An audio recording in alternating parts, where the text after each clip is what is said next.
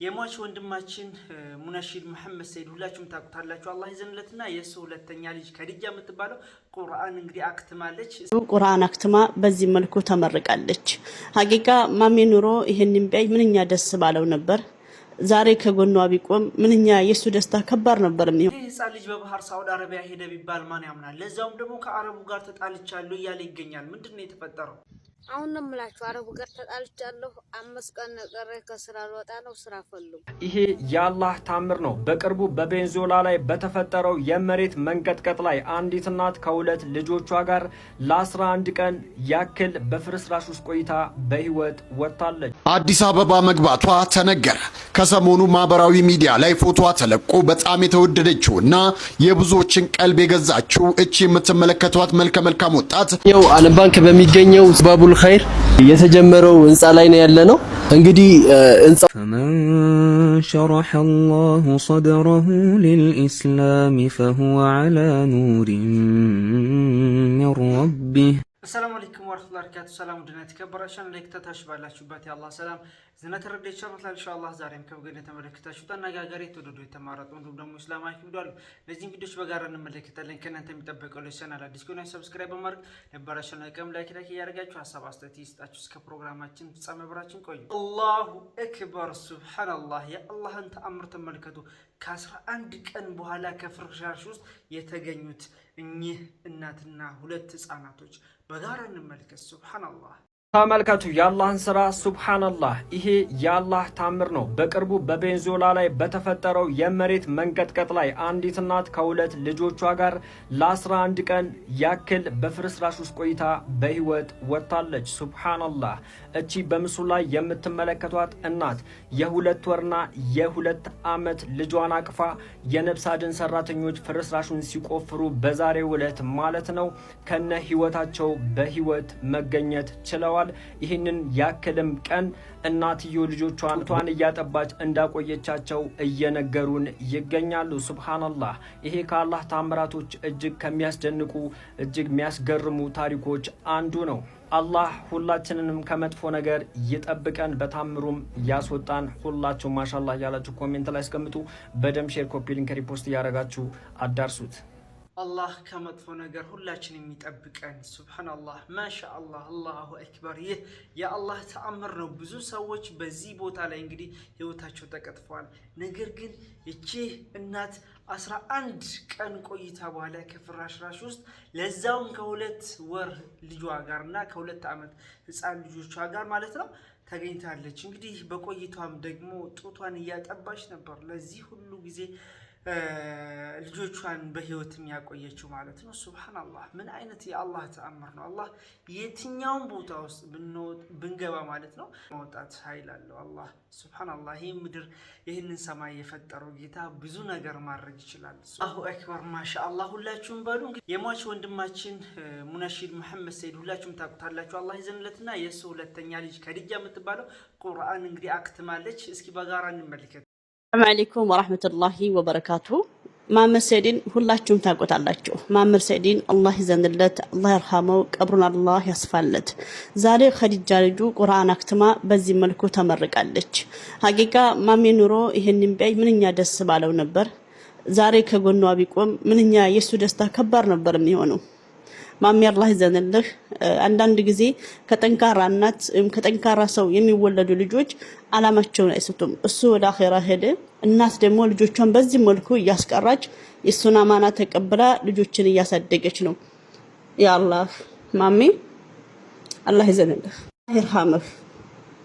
ዛሬ ሶሻል ሚዲያ የትኛውን ቦታ ላይ ማሜ አላህ ይርሐምህ፣ ማሜ አላህ ይዘንልህ፣ ማሜ ቀብርህን አላህ ያስፋልህ የሚሉ ኮሜንቶች ቴክስቶች አሉና ልጅ ሰደቀተል ጃሪያ ነው። ማሜ አላህ ይርሐም፣ ማሜዋ አላህ ይዘንልህ። መልካም ነበር። አላህ ለምናቅህ በጣም ጨዋ፣ በጣም አዛኝ ብዙ ነገር ነበር። ታቸውን አላህ ያቆየለት፣ እሱንም አላህ ይርሐመው። ሞት አይቀርምና እንግዲህ በጣም በዚህ ቪዲዮ በጣም የሚያሳዝን እንደው ደግሞ የሚያስደስት ነገር አለ። እንግዲህ ምንድነው የሚያሳዝነው? ወንድማችን መሐመድ ሰይድ ሙነሽድ ሁላችሁም ታውቁታላችሁ። እንግዲህ በጣም መልካም ነው። ብዙዎች በዱንያ ሁሉ የመሰከሩለት እንግዲህ ምርጥ ወንድማችን ነው። አላህ በጀነተል ፊርደውስ ያንበሻብሻው። እንግዲህ ወደማይቀረው አኺራ ሄዷል። ሁላችሁም ታውቃላችሁ። ሁላችንም ወደማይቀረው አኺራ ሀጅን ማለት ነው። ነገር ግን ዛሬ የሱ ልጅ ደግሞ አስደሳችሁ ነገር ማለት ነው ሁለተኛ ልጁ ከድጃ የምትባለው ማሻአላህ ቁርአን አክትማ በዚህ መልኩ እንግዲህ እንትን እያለች ነው እየተመረቀች ትገኛለች። ማሻአላህ እጅግ በጣም ትልቅ በስራት ነው። እንግዲህ ሙነሽድ መሐመድ ሰይድ ሁላችሁም ታውቁታላችሁ። አላህ ይዘንለት አሁንም በድጋሚ ማለት ነው። ቁርአን ሐፊዝ ነበር ማለት ነው። እሱም ፈለግ እንደሚከተሉ ኢንሻአላህ ቁርአን እንደሚከትሙና ቁርአን እንደሚሐፍዙ ተስፋ አድርጋለሁ ኢንሻአላህ። ይሄንም ደግሞ ትልቅ ማሳያ ነው ብያምናለሁ። ሁላችሁም ለወንድማችን መሐመድ ሰይድ ዱአ አድርጉለት። አሁንም በድጋሚ አላህ ጀነተል ፊርደውስ ይወፍቀው። እንዲሁም ደግሞ ልጆቹን አላህ ያሳድገው ለማለት ወዳለው። ባለቤቱ ይህንን አማና እንግዲህ የተወጣች ትገኛለች። በተለይ ልጆቹ ማለት ነው ቤት ተገዝቶላቸው በመኖሪያ ቤታቸው ይገኛሉ። እንዲሁም ደግሞ በዚህ ሁኔታ ልጆቻቸው ደግሞ በቁርአንና በትምህርት እየተከታተሉ ይገኛሉ ማለት ነው። እጅግ የሚያስደስት መረጃ ነው ይሄ ማሻአላህ። ይሄ ህፃን ልጅ በባህር ሳውዲ አረቢያ ሄደ ቢባል ማን ያምናል? ለዛውም ደግሞ ከአረቡ ጋር ተጣልቻለሁ እያለ ይገኛል። ምንድነው የተፈጠረው? አሁን ነው የምላችሁ አረቡ ጋር ተጣልቻለሁ። 5 ቀን ቀረ ከስራ ልወጣ ነው። ስራ ፈልጉ። እዚህ ጭራሽን ወዲ ከተማ ያለው ስራው ቢሆን ደህና ነው። ወዲዛም ሆነ ወንሁንም ሆነ ዝሮ ፈልጉ ስራ። በዚህ 5 ቀን ውስጥ ፈልጉና ወላሂ ከምሬ ነው። እኔ ቀልድ ለዚህ ለቲክቶክ ምናምን ብያለሁ። ወላሂ ብያለሁ። ልወጣ ነው። ስራ ፈልጉ። ሳልወጣ እናንተም ሆነ ማንንም ሆነ ዝሮ ስራ ፈልጉ። ደህና ሰው ፈልጋል። ያው ሞኝ ዝም ብላችሁ እንዲያታሙኝ የገባችሁ ውስጥ ወላሂ ከምሬ ነው። እና ምፈልጉ የኔ ጀግንነት እኮ ይለያል እምላችሁ። የኔ ጀግንነት ይለያል። 15000 ሪያል አክስር መጥቼ አሁን እዚህ ተናገረኝ ያልኩ ከስራ ልወጣለሁ። አሁን ነው የምላችሁ። አላህ ይሶብራችሁ ነው የሚባለው። ተውት ሲባል አላህ ይሶብራችሁ። እንግዲህ ነው ሰርቻ አፈልኳችሁ። አላህ ይድረስላችሁ፣ እኔንም አላህ ይድረስልኝ እንጂ 15000 ሪያል እንዴ ብሎ መቼም አይከፈል የለም። ወግዱ እንዴት ደውሉ አስልኬ እናም ይሄ የሚከፈል አይደለም። ይሄን እኔ እንጃ ሰው እየከፈለ ነው እየተተወ ነው። ግራ ጋብቶኛል። እኔ እንዲህ ያለ ነገር የለም። ከፈለጋችሁ መልሱኝ። ብር የሚባል እኔ አላየሁም። ለኔ ሰጣችኋል እንዴ? ዙሩ አሁን እንትን በሉ ሸርሸር አድርጉት እስኪ። ይከፈላል አይከፈልም? እንዲህ ያለ እንዴ ይቀልዳል ልጁ። አላህ በጣም ለማመን ይከብዳል። ይሄ 13 ዓመት ጻል ይሆንም አሁን ገና ቁጭጭ ይኩን ወላሂ በባህር ቆራርጦ የምን ቆራርጦ ሳውዲ ሂዷል ማለት ማን ለማመን ይከብዳል እጅግ በጣም ማለት ነው። ለዛው ደግሞ 15000 ሪያል ያወራ ነው። 15000 ሪያል ያወራ ሰው እንግዲህ በፕሌን ነው የሚሄደው ብዬ አስባለሁ። ይሄ ልጅ ደግሞ እንደ እድሜውም አይፈቅድም በፕሌን የሚሄድ አይመስለኝም። ወላሂ ዓለም ብቻ በጣም ከባድ ነገር ነው። እዛ ጋር ግን መጀመሪያ ያስተላለፈው መልእክት እጅግ በጣም ያስደነግጣልም። ምንድነው ከአረቡ ጋር ተጣልቻለሁ ወላሂ የምሬን ነው ስራ ፈልጉልኝ እያለ ነው። 5 ቀን ነው የቀረኝ። በጣም ከባድ ነው። ቤተሰቦች ጠፍቶ ነው ይሄ ልጅ አሁን ነው እናንተ ናችሁ ስራና የኛንም የራስክንም ህይወት ቀየር ያላችሁት። በእርግጠኝነት ጠፍቶ ነው የሚሆነው። ወላሂ ለምን እንዲህ ነው ማለት አልችልም። በጣም ከባድ ሁኔታ ውስጥ ነው። አይ ጊዜ ገና ብዙ ነገር እናያለን። እናንተስ በዚህ ጉዳይ ላይ ምን ሀሳብ አስተያየት አላችሁ? በዚህ እድሜያችሁ ወጣችሁ ታውቃላችሁ? እኔ በጣም ልጅ ነው ገና ሲያወራ ወሬው ራሱ በጣም ህፃን ነው። ከባድ ነገር ነው። ብቻ አላህ ይጠብቀን። አላህ ከመጥፎ ነገር ይጠብቀው እሱን በተለይ ማለት ነው። በሰው ሀገር ላይ በጣም ከባድ ነገር ነው የምንመለከተው። ባቡል ኸይር ምንድነው የገጠመው? ምን አይነት ተአምር ነው እያሳየን ያለው? እስኪ በጋራ እንመልከት። ቦታውን መታችሁ ብታዩት ወላሂ በጣም ነው የሚሰማችሁ ለዚህ ያክል ጊዜ መቆሙና። ሰላም አለይኩም። የምንገኘው ዓለም ባንክ በሚገኘው ባቡል ኸይር የተጀመረው ህንጻ ላይ ነው ያለነው። እንግዲህ ህንጻው ይሄንን ይመስላል። ዛሬ የተገኘንበት ለየት ባለ ምክንያት ነው። ሰሞኑን አዲስ የሆነ ፈንድሬዚንግ ጀምራለን። ህንጻ ተጀምሮ እንግዲህ ቆሞ ለረጅም ጊዜ ሆኖታል። ስለዚህ ሁላችንም በዚህ ኸይር ስራ በመሳተፍ ይሄን ህንጻ እናቁመው ላለሁ። ስለዚህ እንደ ፏዲ እንደነገራችሁ ፈንድሬዚንግ ይኖራል። ፈንድሬዚንጉ ሁላችንንም ይመለከታል። ሁላችንም በተለይ ኢንፍሉዌንሰሮች እዛ ቦታ ላይ ተገኝተን የዚህን የባቡል ኸይርን ፕሮጀክት እስከመጨረሻው ድረስ ታግለን የሚጨርስበትን ነገር ለማሰባሰብ እንሞክራለን ማለት ነው። ይገባዋል። ቦታውን መታችሁ ብታዩት ወላሂ በጣም ነው የሚሰማችሁ። ለዚህ ያክል ጊዜ መቆሙና እኛም መተና ለማየታችን በጣም የሚደብር በጣም የሚያም ነገር ነው። ሁላችንም እየመጣን ማየት ይኖርብናል። ሁላችንም ቪዲዮ እንስራ እና ሁላችንም በተመቻቸልን ፋሲሊቲ ተጠቅመን ላይቭ ፕሮግራሙ ላይ እየተገኘን ገቢ ማሰባሰቢያውን እናደርጋለን ማለት ነው። ሹክራን። ምንም እንዳይቀር ፈንድሬዚንጋችንን እንጀምራለን። ሰላም አለይኩም። የባቡል ኸይር ህንጻ ያያችሁት አላሁ አክበር ማሻአላህ በሉ። እንግዲህ ይሄን ሁሉ ህንጻ ማለት ነው ብዙ ምስኪኖች ከ5000 በላይ እንግዲህ ምስኪኖች ነው የሚመገቡበት የሚያድሩበት ወደፊት እንግዲህ ተስፋቸው ማለት ነው። ይህንን ህንጻ ደግሞ እንግዲህ በጅምር እንደቆም ሁላችንም አይተናል ማለት ነው። ሁላችንም ርብርብ ልናደርግ ይገባል።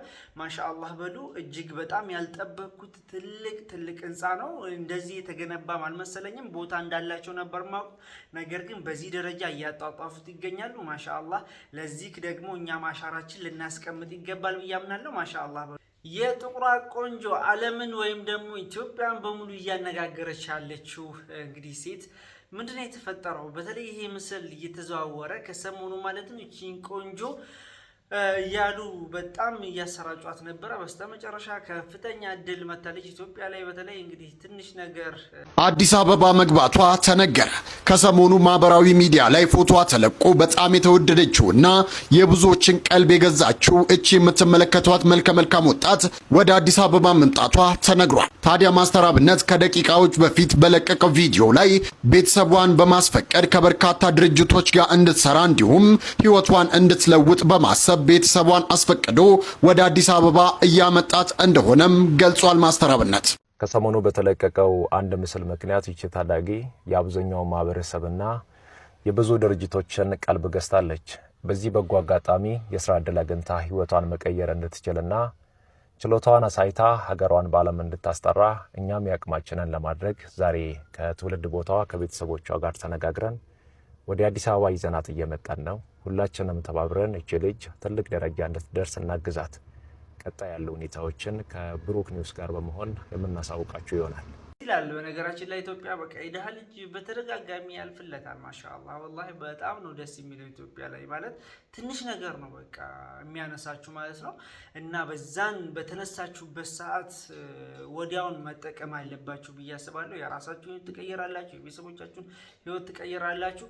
ነገር ግን አንዳንድ ያልተገቡ በተለይ ሰዎች ማለት ነው ቲክቶክ ላይ የተለያዩ ነገር ለቫይራል ለመውጣት ብለው ያልተገቡ ድርጊቶች ያደርጋሉ። ከእምነታቸው ከባህላቸው የሚጋጭ የሚያሳፍር ድርጊት እየሰሩ ለመታወቅ ይፈልጋሉ። ነገር ግን እነዛ ሰዎች ከጫፍ መድረስ አይችሉም። ምክንያቱም እንግዲህ ከጥሩ ጎን አይደለም መጀመሪያ ሀሳቢያቸው ራሱ ማለት ነው። ለማንኛውም ቤተሰቦቿን እንዲሁም ደግሞ ራሷንም መላው አካባቢዋንም ይበልጥ ትልቅ ተጽዕኖ ፈጥራ እንደምትቀይር ተስፋ አድርጋለሁ። ልጅቱ የጥቁር ቆንጆ ናት። በነገራችን ላይ ቤተሰቦቿን አስፈቅደው እነ ማስተር አብነት በዚህ በጎ ስራ ላይ ተስተውለዋል ማለት ነው። የሚደነቅ ነገር ነው። እናንተስ በዚህ ጉዳይ ላይ ምን ሀሳብ አስተያየት አላችሁ? እስኪ ጉዳዩ ላይ ኮመንት ሀሳባችሁን አቅርቡ። ግን የዛሬ ቪዲዮአችን ይህ ምስል ነበር። አብራችሁ ስለቆያችሁ ከልብ አመሰግናለሁ። ሰላም አለይኩም ወራህመቱላሂ ወበረካቱ።